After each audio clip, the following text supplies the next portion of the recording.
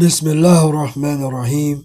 Alhamdulillah wa salatu wa salam ala ashraf al-anbiya wa khatam al-nabiyyin Nabiyyina Muhammad wa ala alih wa ashabih wa man tabi'ahum bil ihsan ila yawm ad-din. Assalamu alaikum wa rahmatullahi wa barakatuh. I'm your brother Abdillah Abdul-Lateef from Arabic Virtual Academy as well as Abdul-Lateef.com.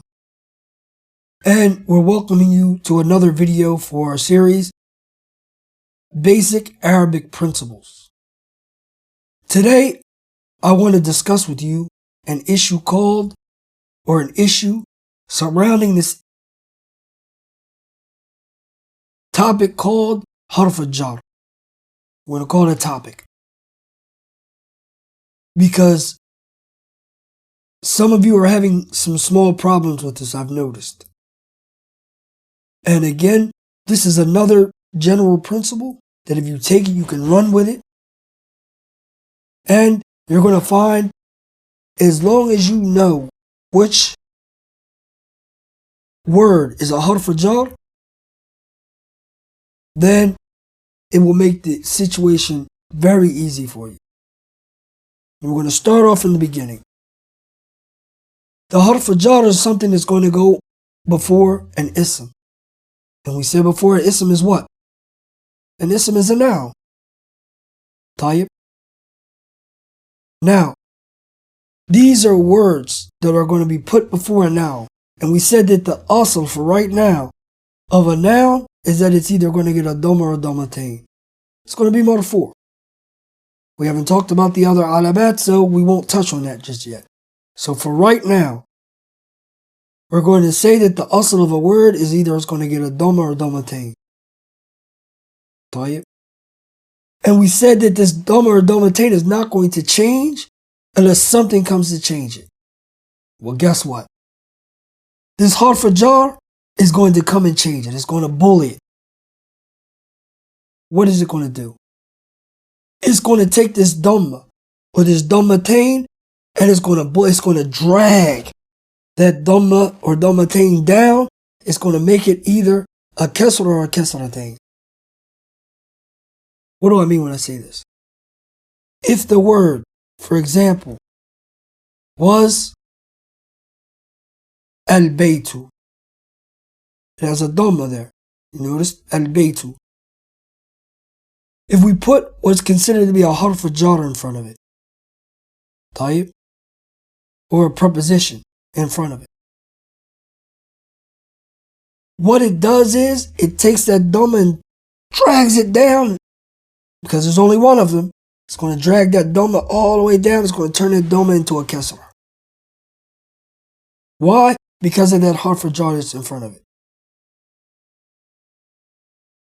So if I said like al-baytu and I said fil bayti,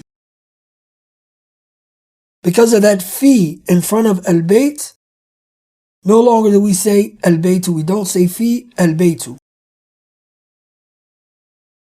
Remember we said that harful jar, what it does is it takes that dhamma and it drags it down and makes it a kasra.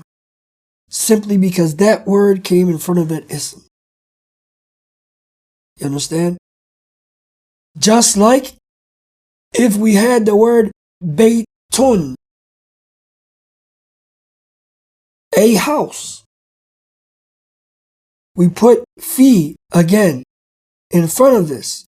It's going to drag that dhammatain down, both of the dhammas. It's going to drag them both down and it's going to turn them into kasras. It's going to bully them. And this is the way you should see it. It's going to overpower that asl or that general principle that it's going to be marfu'. It's going to turn it and make it majroor. Do you understand?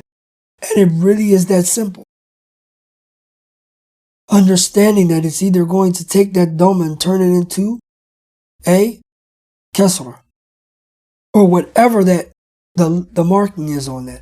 It's going to turn that into a kasra or a kasratain. Why? Simply because that word in front of that noun is a harful jar. Do you understand? It really is that easy. Now, where the work comes in is actually looking and finding out which are the haruf al-jar and which ones aren't. And some of the common harf al-jar that you're going to see, especially at this stage in the studies, are words like min. Min. Not to be confused with men. They're both written mim noon. But min has the kasra under the mim, where men has the fatha over the mim. Min means from, which is a preposition, and men is more along the meaning of who. This is not a preposition. So when we see min with the kasra, this is generally going to take that ism that comes after it and give it either a kasra or a kasratan, or it's going to make it majroor in general, umuman. طيب. Another word is like we just said, fi. So men and fi. Fi means generally in. It's a general meaning we're going to use with fi for right now. Ala is on. Like we say, on top of the desk. On. Ala. Ala is another word, it's another harf. It's considered to be a harf al-jar, or we call it a harf al-jar, because it takes the sign that's on the end of that word and it pulls it down to being majroor. And like we said, for right now, it's either going to get a kasra or a kasratan. طيب.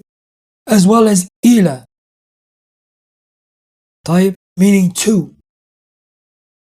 طيب. So all of these words, and there are other huruf al-jar, you'll come across them in your studies.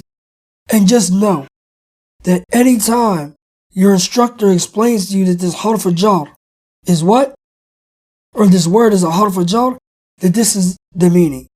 That it's going to have a meaning, but it's going to connect to the ism that comes after it. And it's also a sign that the word that comes after it is the ism. When you see this word in front of another word, you know that other word is an ism. طيب. But when you see this happen, you know that what it does is it takes the sign off the end of that word and draws it down or brings it down and makes it majroor. So for right now, at this point in time, it's going to either get a kasra or a kasratan. I think that's pretty simple. If you feel as though, I've said a lot, and I know I've said a lot in this video, but if you listen to it again, you'll realize that the concept is very easy. It may sound confusing in the beginning, but as you get to this aspect, for those of you who haven't, and the majority of you probably have, you're going to see that this is a nice way to summarize it. Like we said, what we're doing here is, my goal isn't to teach everybody Arabic, but we need to understand that there are principles that will help us in our learning and usage of the Arabic language, and this is what we're trying to go over here in this particular group. طيب. So we ask all of you to keep us in your dua, and if you like this video, like it, share it with your friends and family, invite others to benefit from them, and keep all of us in your dua. طيب. جزاكم الله خير وبارك الله فيكم. السلام عليكم ورحمة الله وبركاته.